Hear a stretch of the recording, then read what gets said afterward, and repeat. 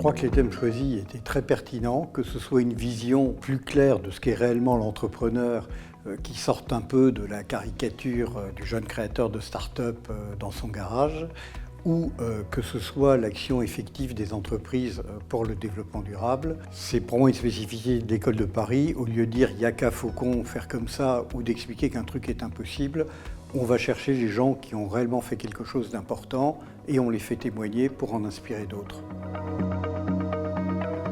Et comprendre aussi les enjeux, les défis, mais aussi les espoirs de la gestion de la transition climatique en entreprise, ça me paraît fondamental et aussi très encourageant. On retrouve de l'optimisme, et c'est ce qu'on a fait ce soir, en écoutant les gens qui font, les faiseurs, ceux qui expérimentent, ceux qui innovent sur le terrain. Et ce que j'aime beaucoup moi à l'école de Paris, c'est qu'on voit et on écoute et on donne une tribune aux praticiens, aux gens qui expérimentent, et non pas uniquement à la théorie ou aux grands discours ou aux conférences qui disent que le monde va s'effondrer. Les grandes entreprises qui sont soi-disant appelées à disparaître sont en fait capables de générer en elles une espèce de renaissance au travers de l'intrapreneuriat. Selon moi, il faudrait présenter ces réalités occultées, présentées ce soir, finalement à l'ensemble en fait, de plusieurs générations. Ce sont des sujets plutôt universels qui ont été évoqués. À la fois la jeune génération pour leur montrer à quel point l'optimisme est là dans la transformation et la transition écologique. Et puis une génération un peu plus mature pour leur dire que tout est possible si on ose dans l'entrepreneuriat, quel que soit son âge. Si on écoute les acteurs qui font, les signaux faibles, c'est ce que fait très bien l'école de Paris, on voit qu'il y a des solutions extrêmement intéressantes qui donnent plutôt de l'espoir et du courage aux acteurs du développement durable. Et ce courage, il faut qu'on l'ait aussi parce qu'il y a plein de jeunes qui rejoignent nos entreprises et nos organisations, qui ont envie de changer le monde et il faut qu'on leur dise que tout ça, c'est possible.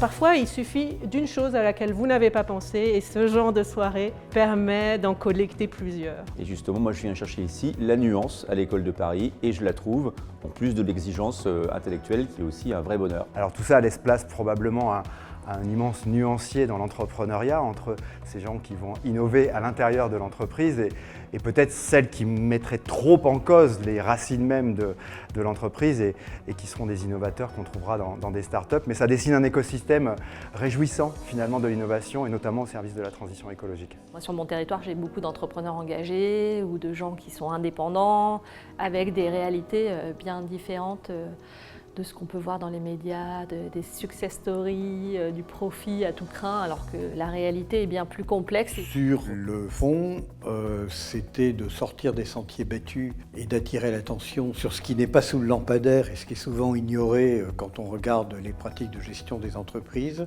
Et sur la forme, j'ai trouvé la table ronde particulièrement intéressante parce que des gens qui vivent dans des sphères différentes et ne se parlent pas toujours avaient l'occasion d'échanger leurs points de vue complémentaires. Je pense qu'il serait très important de faire connaître ce qui a été présenté ce soir à la fois sur l'entrepreneuriat ou sur la transition écologique et son accélération du côté des entreprises, à mon sens, au grand public, aux élus, puisque beaucoup d'élus méconnaissent un peu la réalité de ce qui se fait dans les entreprises, et aussi aux médias, puisque sinon c'est un petit peu trop anxiogène à mon sens.